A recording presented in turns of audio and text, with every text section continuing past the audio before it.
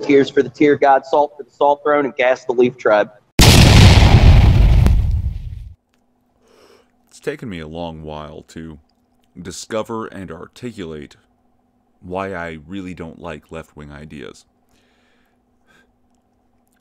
Left-wing ideas require the participation of all, even those who disagree with the idea, whether they like it or not. And we make the arguments that that's collectivist, that's authoritarian, that violates the sovereignty of the individual. But for the average person, those arguments just don't resonate. They don't really mean anything. So how do we explain it to the average person? A left-wing person has a left-wing idea.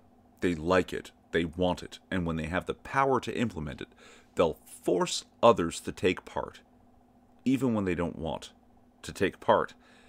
When they have the power to do the thing they want, they'll force others to participate without their consent. That's the mentality of a fucking rapist. And I challenge you to put this idea to your left-wing friends and or family. We all have some. And I expect the response you'll get is something along the lines of, but this is different because this idea benefits society. And what benefits society ultimately benefits the individual, being you. Maybe they'll go with, we have a moral obligation to aid those who are less fortunate than ourselves. We have to protect the skin colors and the sexualities and the pronouns and the elderly from a global pandemic, even if it means infringing on your individual freedoms, your civil liberties. And when they do, use those arguments, hit them with this.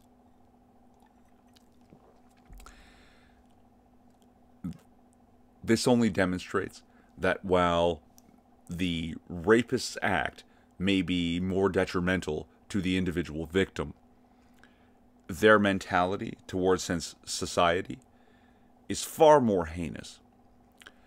Because the average rapist isn't likely to have the downright temerity to suggest that being raped is in their victim's best interest.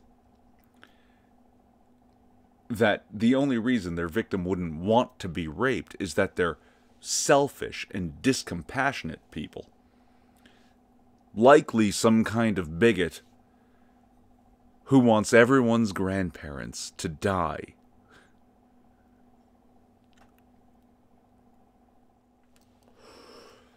Tyranny happens 1 inch at a time, but right now these motherfuckers are demanding feet and yards. So bold.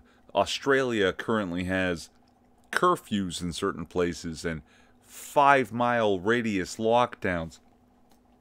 New Zealand has camps for people who refuse to be tested for coronavirus. Our province of Ontario is discussing the possibility of immunization passports. And our Prime Minister, Justin Trudeau, has invited the Chinese People's Liberation Army to do cold weather training to fight us in our own country. It's never too late to stand up to tyranny. You can see it throughout history.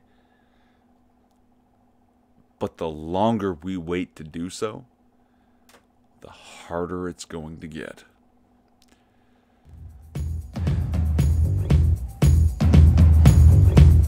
Relevant links to shit I said in the description?